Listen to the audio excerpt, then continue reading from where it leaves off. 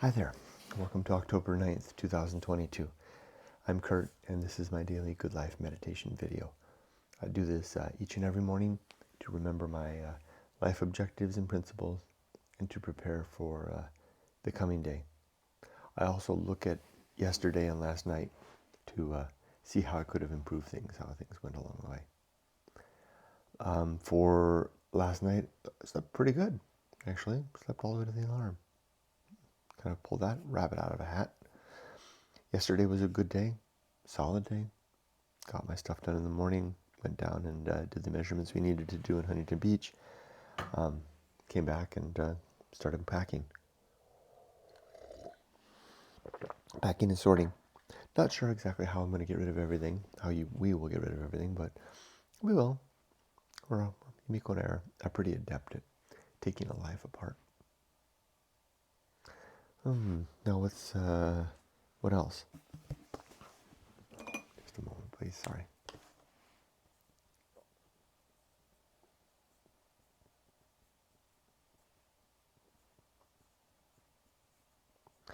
As for keeping on top of things yesterday, throughout the day, wasn't really challenged by much, but I was nimble and on my toes. I felt ready for whatever might come, even though nothing came. Like a hunter going through the forest, ready for anything to come around the corner. But nothing came. That's interesting. And it wasn't like I had my gun. It wasn't like that. It wasn't like I don't like the hunting analogy, but I can't think of a better one. But it wasn't like I had the gun at angle. It was more like it was across my shoulder, or maybe even something. It was kind of at rest. That was a good way to be. At the ready is what it was. I was at the ready all day. Not in anticipating anything in particular. Just realizing that I was out and about in the place where circumstance happens and where entropy unveils its scheme. So good. I like the way that went. And I was a good couple of days away from. I got a holiday tomorrow, so a good couple of days away from work, so that helped too. Let's see if I still feel this way tomorrow, because I feel the same way now. But more and more stuff's becoming part and parcel of who I am. All right, let's do the good life. My 7 objectives are as follows. Number 1 is to be always ready to die, to have my circumstance in order, my relationships, and my life's work. And they all are. 2, although I would like to organize my photos a little bit better. But in the end, who gives a damn about photos? Really? They're keepsakes on a sinking ship.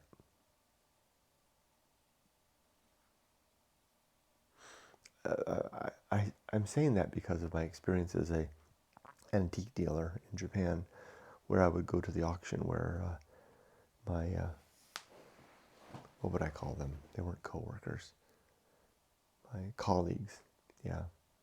It was a low-end antique auction. It was the antique auction that was the result of the class of men in Shimizu Ward whose job it was to clean out old houses before demolition of their goods. So grandma and grandpa died, left the house behind. Nobody wants it. So, or they're going to sell the land, and the family, well, and they just leave everything in there. The kids don't even come back to take the furniture out. Instead, they hire someone to do that for them, to come and relieve the house of its goods before the what is it called? The excavator comes with a claw and claws the house to pieces.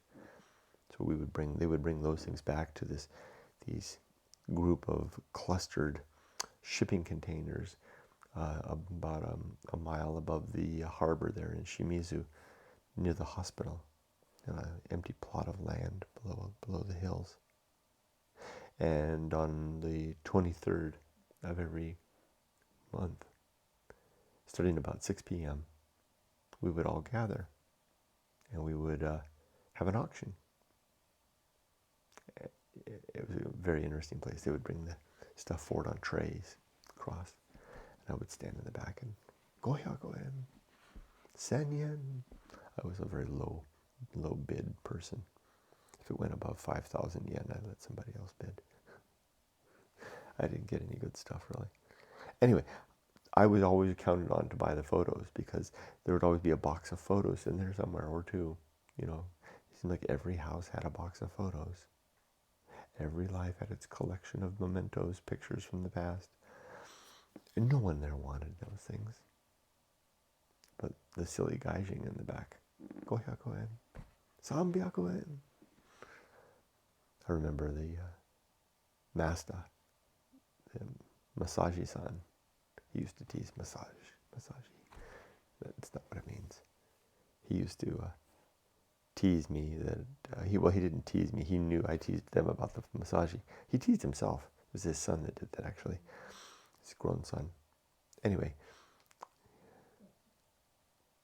I could be counted on. If they had a box of photos that no one was bidding on, the master would look for the foreign face, kind of with a look on his face, and I never wanted to insult. I'd want to say 100 yen, $1. So I would say, go 100 yen, with ambition. $5. Go 100 yen kato, and they just put it. I'd come home with a big box full of photos. You'd sort through those, and there'd be recent, relatively recent, within 20 years, old, 40, 50 years, and maybe even a couple of photos from the early part of the 20th century. Kimono-clad people, and maybe even some World War II photos. I remember one time getting a batch of very scary photos from the war. I mean, decapitated heads, all lined up. There were some astonishing photos in there, in fact. So, what did that teach me? That taught me that in the end, all the photos are doomed. All it takes is one generation of disinterest, and our memories are lost. One heir who doesn't care. And that's the end of the family line of photos.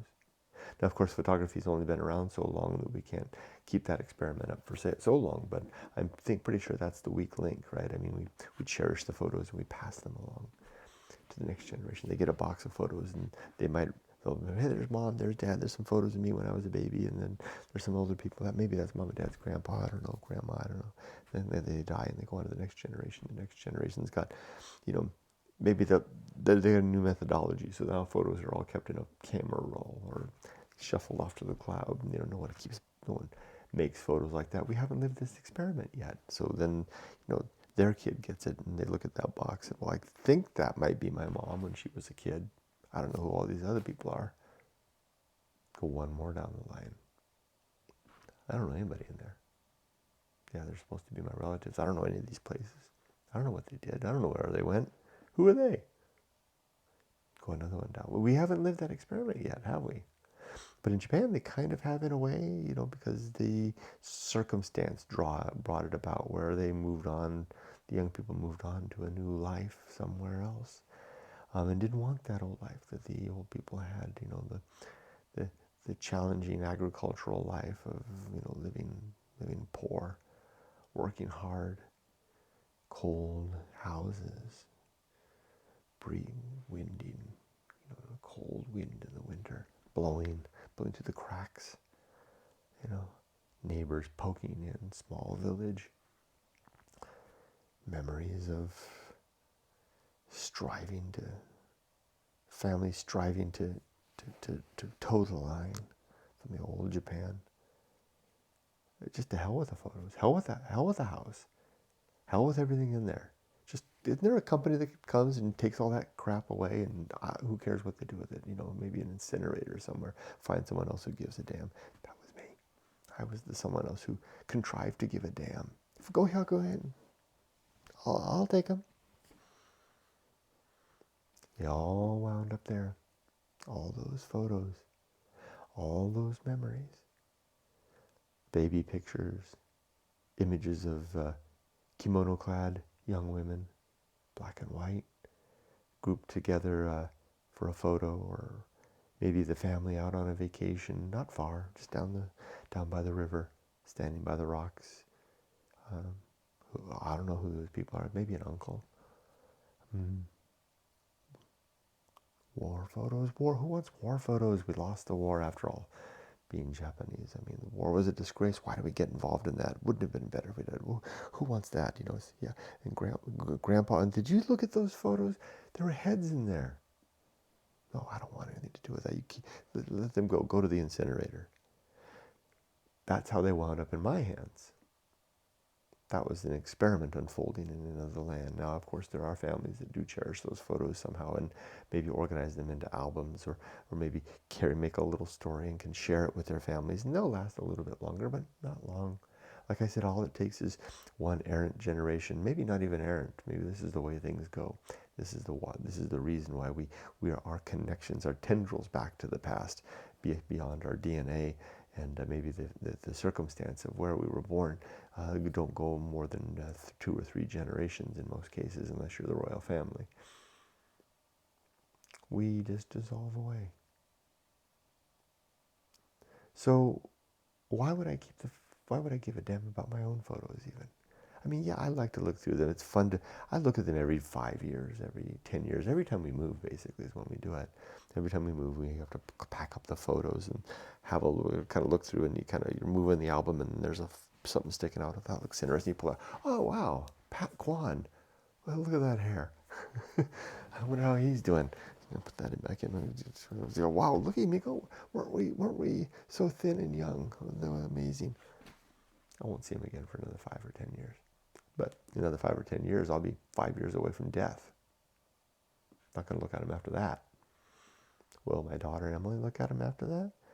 Probably more as a burden. That's like, well, good God, what am I going to do with 3 suitcases full of photos letters that my mom carried? I mean, she's going to feel guilty about not wanting to keep them, but she's got her own life then.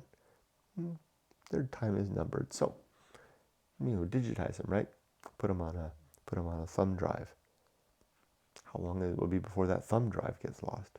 Or how long will it be before then, even if you don't lose it, thumb drives are no longer useful? You can have a thumb drive, and maybe Emily's kids will pick a thumb drive out of Emily's stuff, and what's this? It looks like something you plug into something. There's all the. I've got that. I've got reams full of documents and things on old Macintosh floppy disks. What am I going to do with those?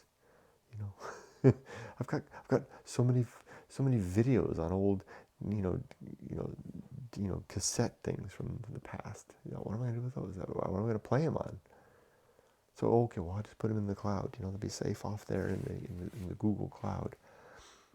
Is someone going to remember your password?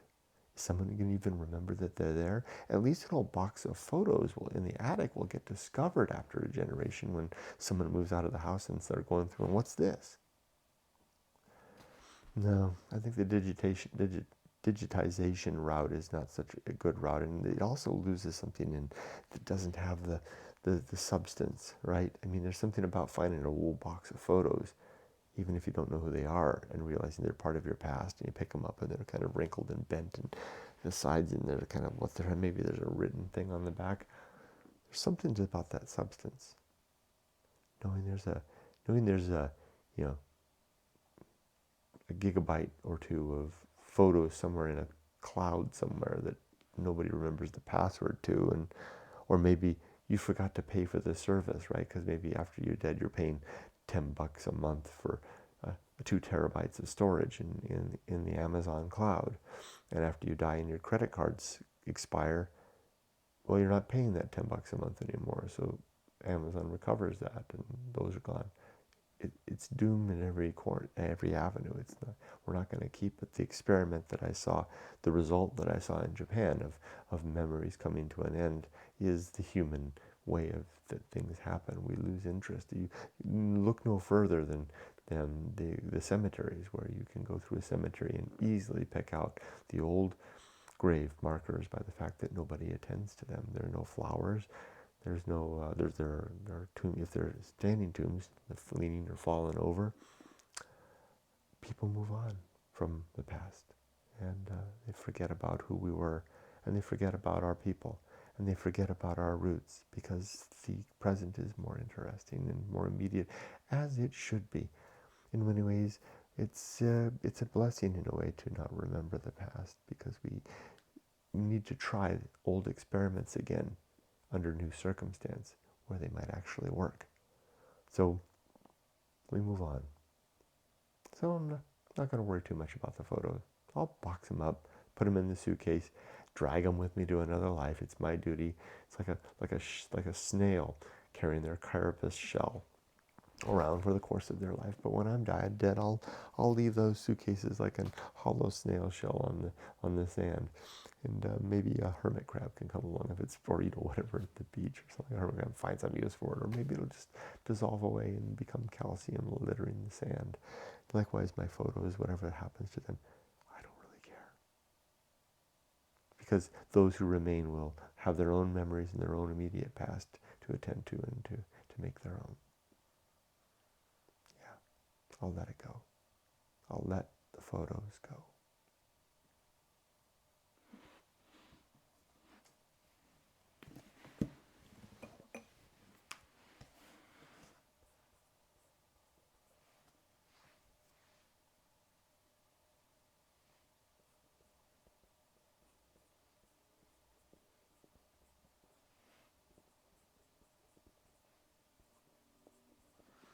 All right, my second principle, objective that is to make a good and effective use of time. 17 minutes in, and I haven't gotten past principle number 2, objective number 2. 3 is to develop and maintain good and sound life principles. 4 is to cultivate good emotional reactions. 5 is to perform good actions. 6 to recognize true limits and true opportunities. And 7 to do just one thing at a time, and to do that thing slowly and deliberately and carefully. 7 objectives that lead to a life that is purposeful, retrospective, as well as forward-looking, consequential in terms of meaning, where the meaning will be defined in the forthcoming purposes, or the principles. Here we go. 32 principles. War, to always be fighting against propositions of truth that I already hold, that I am tempted to onboard, and that others propose to me, that at least those that seem important. I'm not worried about claims of no consequence. I don't care if you have, if you tell me you have $20 in your pocket and let's go have ice cream, I'll believe you and let's go have ice cream. But if you tell me that we have souls that we live forever, that go on after death, then we need to have a conversation, if you want me to believe that. And that actually happened yesterday. Someone on Facebook was actually telling me that we actually go on for life. So I was got my attention. I sat up straight, and we had a bit of a discussion. It came to nothing more than usual wishful claims, unsupported by any evidence or anything that can be any test that seems to be replicable or falsifiable. So yeah, I thank them for their time and moved on.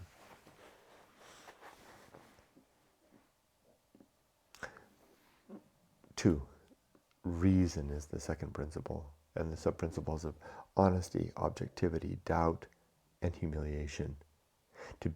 This is the key instrument, the key method by which I pursue the aforementioned war. I want to be honest with myself. I want to be objective in looking at things in different angles, measuring, being clear. Can you hear the dog snoring? Honesty, objective,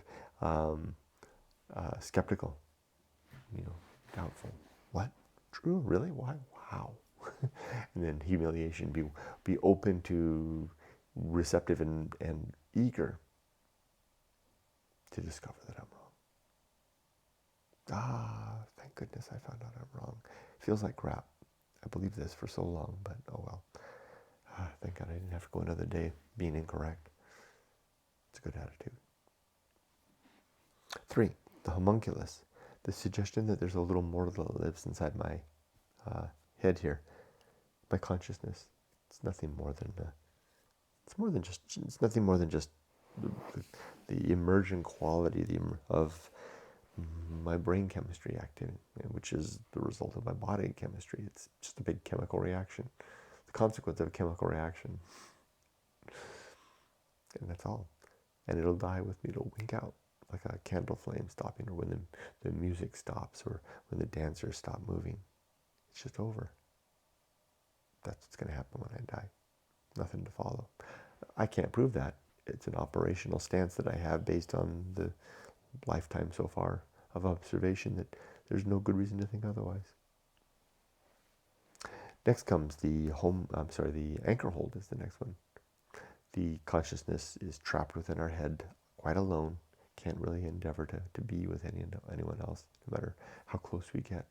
Even in their arms, we're still quite alone. Then comes the home of good and evil. Right and wrong are just mere opinions that we hold. They don't exist outside of our minds. There's no absolutes that are other than the descriptive physical laws, which don't say anything about right or wrong. Although maybe it is. It doesn't. It just says how things are going to behave. How matter and energy will unwind towards entropy. That's all the physical laws describe. There's no value judgment in them. The values are here. The homunculus determines what's valuable by virtue of what contributes to our well-being. Where well-being, in the end, results in the survival, or basically not dying another day. It's interesting how it all seems to boil down back to that. Ooh. The next principle is purpose. The purpose of my life is threefold. I want to be a good husband and father, so that I can fulfill my biological mandate to get my genes into the next generation. 2 is to be a virtuous human being, where virtue is defined as seeking after and working towards the improvement of the well-being of thinking creatures, including my little doggies here, snoring away down there. He's a little quieter now. And then the third purpose that I have is to share the story of Going Alone, which is the book that I wrote to describe the adventure that I had in life that led to the discovery or the creation or the building up of the Good Life Creed. Begged, borrowed, stolen principles and ideas that I assembled through my reading and my own experience. A few of them there are my own ideas, but there's really not a lot that's very new. It's kind of a very stoic-based way of life that I use to live a better life, to live well in the time remaining.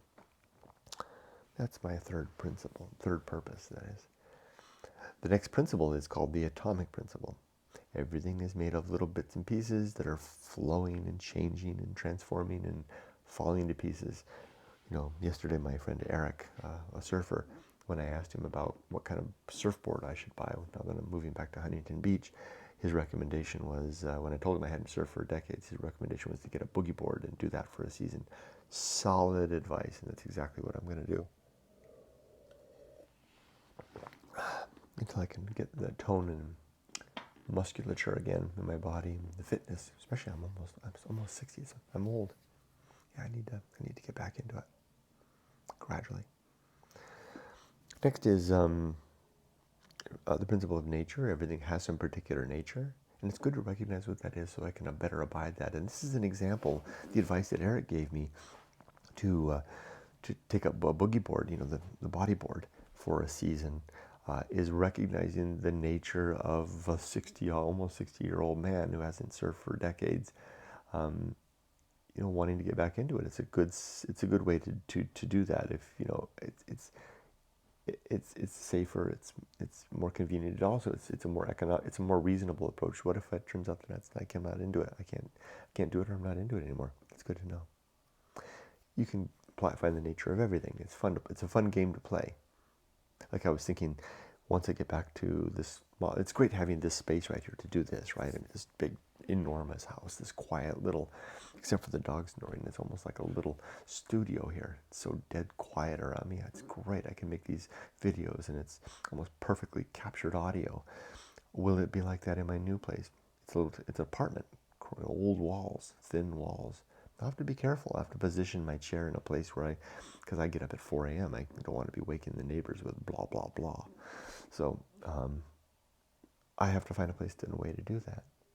So that's the nature of accommodating that. It's also the nature of if I can't find a place to do that, maybe I can change the way I do it altogether and do this at the beach in the evening after work, ride my bike to the beach with my boogie board, sit on the sand. I was thinking the nature of Huntington beaches, these wide beaches, I can find a nice piece of sand on my own and just sit there and make my little recording on my own in the sand. That's a way to do it too. The principle of nature helps me to uncover the way things really are so that I can accommodate my life in better accord with reality. After that comes the pirate ride, the suggestion that free will is an illusion, just something that we think that we're making our choices on our own, and that we're kind of independently saying, I choose thus and so.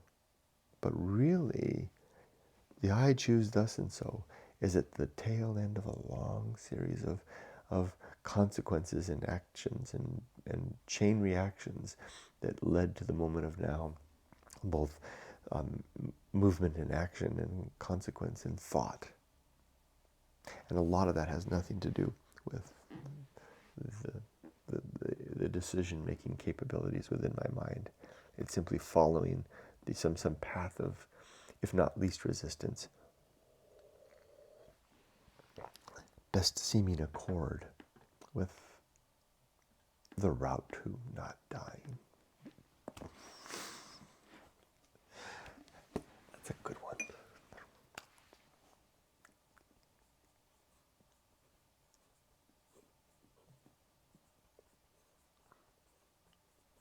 All right, next is the next principle is maturity. The sub-principles here are wisdom, fortitude, and integrity. Is that right? Hold on. Maturity is wisdom, fortitude. There's another one. I know it. Yeah, it is integrity. Wisdom, fortitude, and integrity. We are mature when we wisely remember our past successes and failures, and then can do better in the future towards not repeating those mistakes. The result is integrity, where our life is in accord with our values and our best practices. We are a man or woman of integrity. Next is the social principle. We're social creatures. We need each other to survive. Our best ends are social ends. To that end, the sub-principles are diplomacy, justice,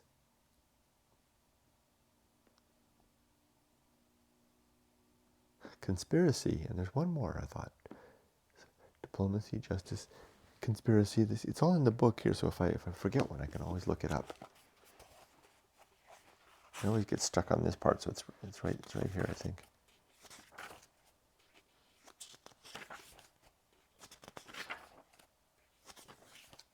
There it is. Oh, that's it. This is the three. So there's the social principle, diplomacy, conspiracy, and justice. Diplomacy is what we do when we work together to compromise. I'll give a little, you give a little, and we'll come to agreement. Conspiracy is when we will lock arm in arm to conspire to fulfill what we've decided and agreed through our diplomatic efforts. And then justice is the end result, where we create the just and better city. Next comes public speaking.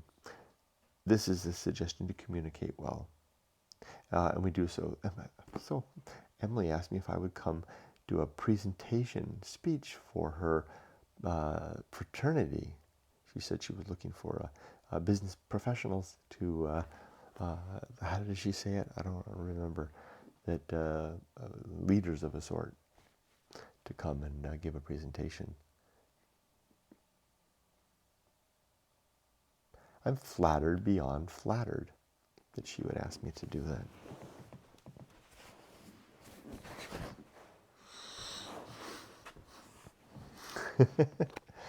Interesting.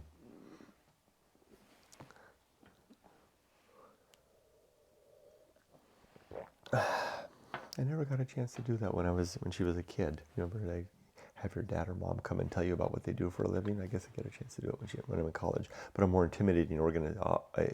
It's a group. It's a 60-year-old fraternity, business professional fraternity.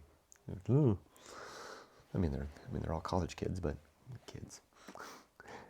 Anyway, I'm flattered beyond belief, honored, and I look forward to the opportunity.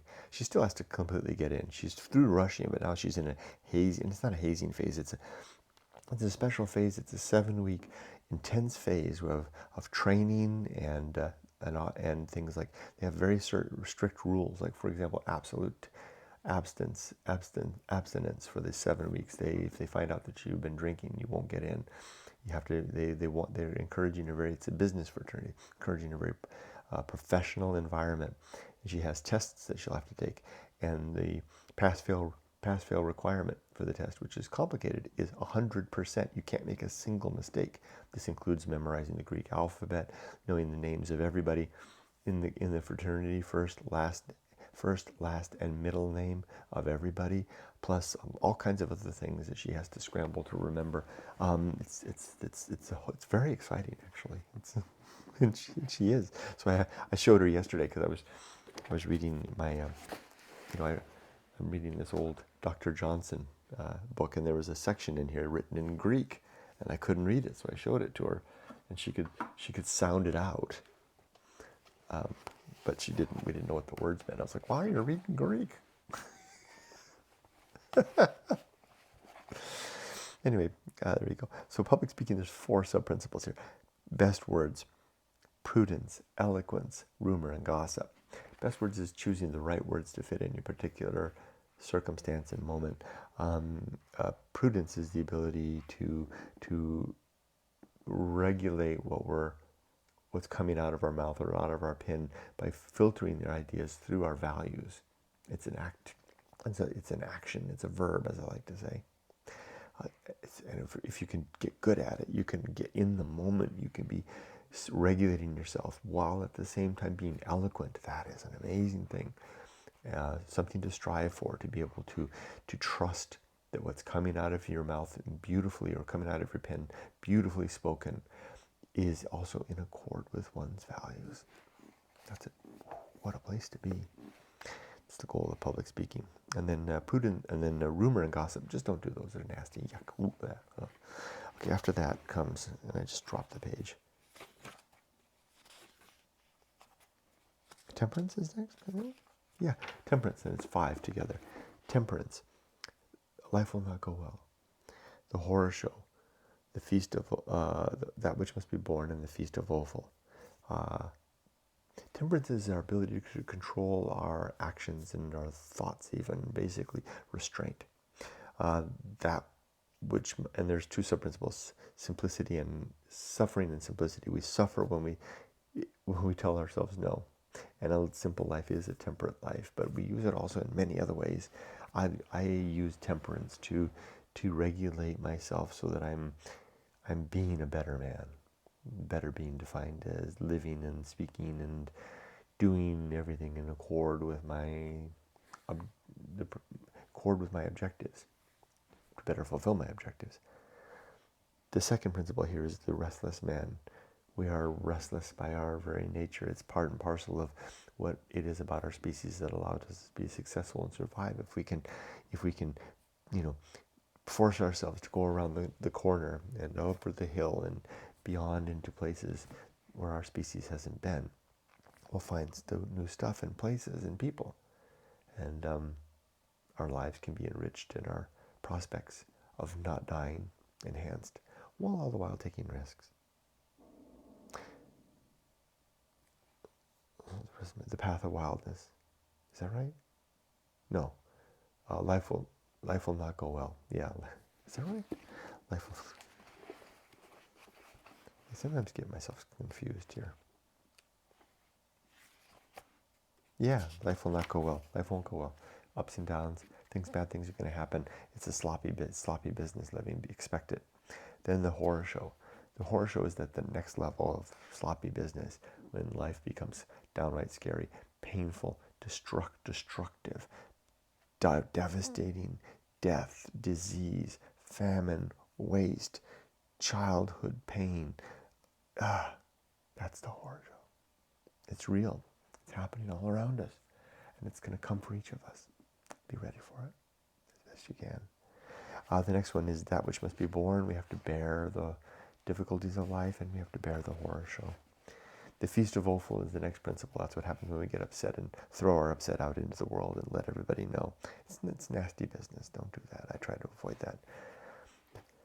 Next is two principles that go together: distraction and then agency and the great indifference.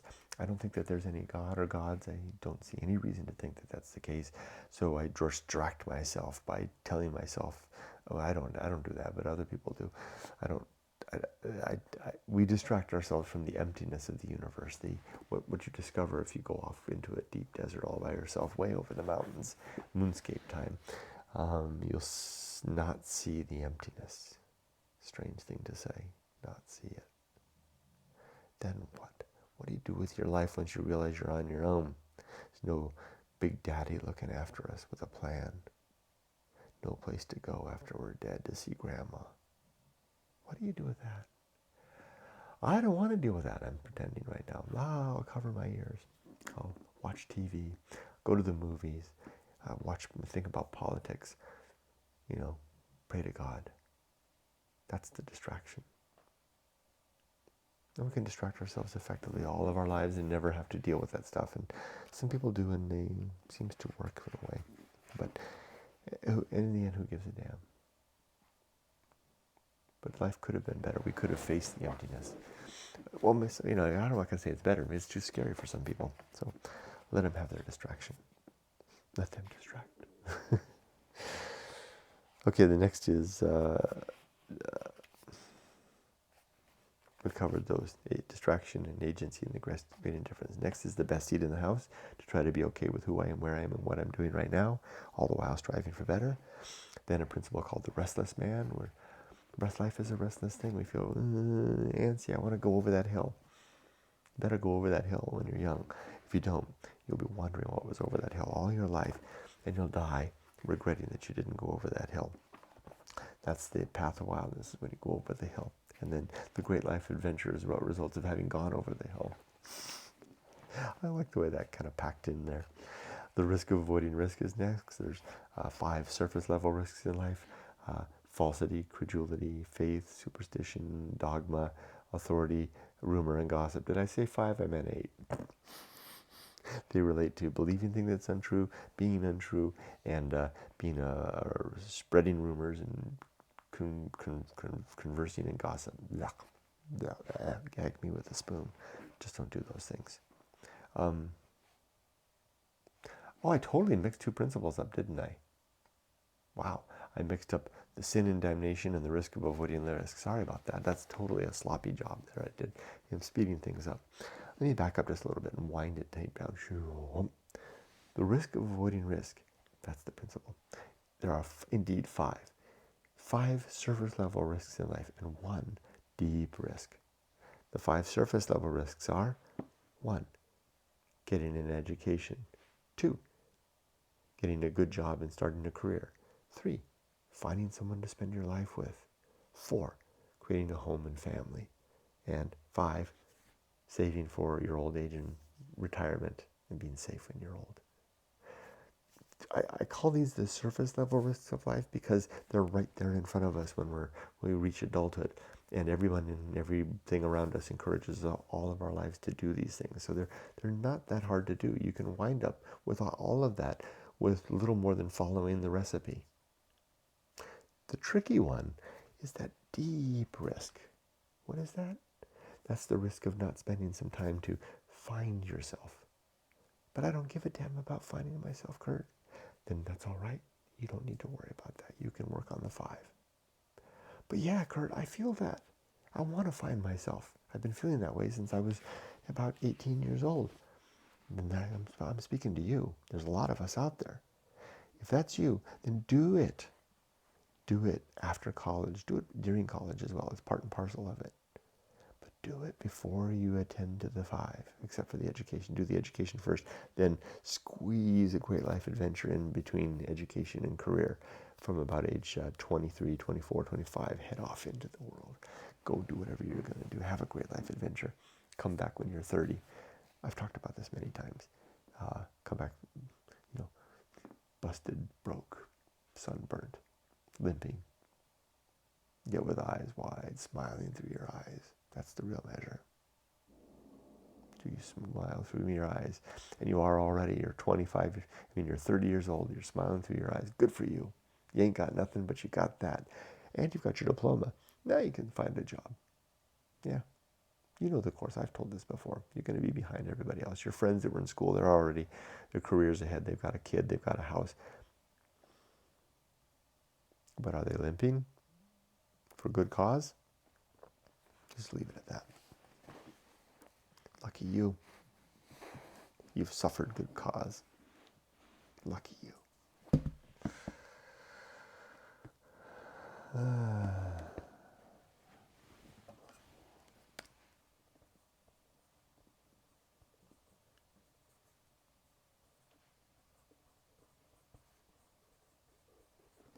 After this comes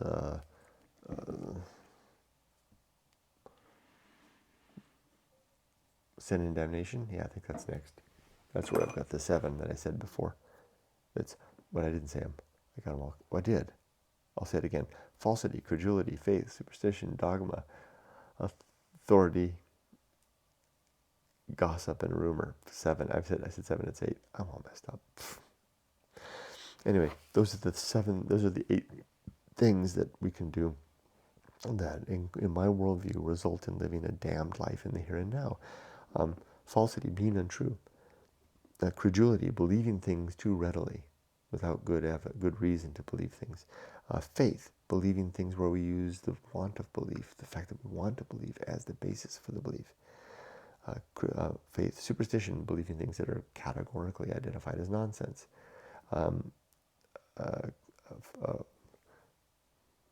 Authority, believing things because someone in a high office says it's true. I mean, high offices are perhaps to be respected in some ways, but they're not good reason enough themselves for things to be believed if just because they come from that office. Dogma, believing things because of its tradition. It's the way things have always been done, and maybe there's a big book that says it's true. And then rumor and gossip because they're nasty things to engage in. The consequence is damnation in the here and now. Living as a damned liar, as a damned fool, or as a damned gossip and rumor monger. Then comes complete oblivion. That's the next principle. After death, there seems to be nothing to follow. When our biology stops functioning, our consciousness winks out, and that's the end of us. The lights go out. The candle is snuffed, and the music stops. We won't see, that means we won't have a chance for any final reunion. We're not going to see anybody after we're dead. And if we won't see anybody, we don't get any final reconciliation, because how could we do that? And then also there's no final justice, because there's no afterlife where justice can be enacted, and there's no final justice giver. No God or gods to intervene and to dispense justice. Sorry, it's just done. I can't prove that, but everything that I've looked at in life seems to indicate that that's the case. There's no good reason to think otherwise. Next comes the bullseye aim. Is that next? Let's see. Helps to have the book handy to help me along.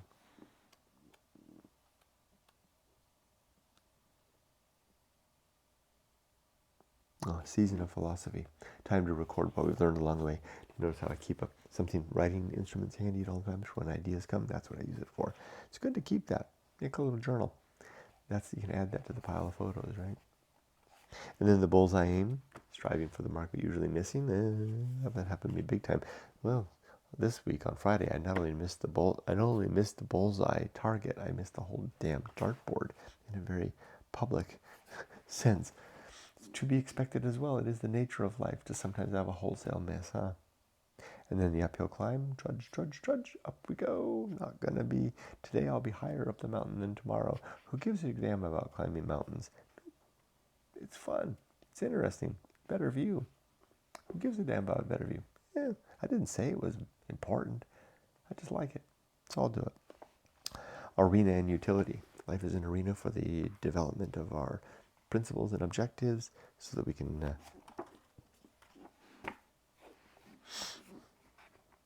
help to reduce the suffering and improve the well-being of thinking creatures. There you go. Pin the tail on the donkey there. Then nothing is enough. This is the second to last principle. I don't need the book. Further, I can get to the last two. Reminder to try to get by with less. And I'm going to do that today. I'm going to remember that nothing is enough as I'm without Ruth and getting rid of all this crap. And then finally, the last one is the principle of fun. A reminder to just have fun. Enjoy today. Enjoy the memories of yesterday. And then enjoy the anticipation of good times to come. Like I'm going to enjoy my bodyboard. I'm going to enjoy our little apartment together with Yumiko. We're gonna have some fun coming in the years ahead. All right, that's it. That's my good life creed. 7 objectives and 32 principles laid out before me, shared with you, and reinforced through daily efforts of recitation and thought. Now let's prepare for today. I'm going to finish this. I'll upload this. Then I'll walk over there. I'll read my Bible. I'm in the chapter of Daniel, the book of Daniel. Not the chapter of the book of Daniel. I think I'm on Daniel 3. I just finished Ezekiel, and what a crazy book that was, huh? Wow. And now I'm into Daniel. Interesting. Daniel reads more like a history lesson than anything else. First-person history lesson, so to speak, in Babylon. Anyway, and then after that I'll go downstairs, walk the dogs, feed the dogs, walk the dogs. Come back and clean the house. And then start taking this crap apart. Take this life apart. Be without Ruth. Thanks for joining me. Take care. Be safe, but not too safe.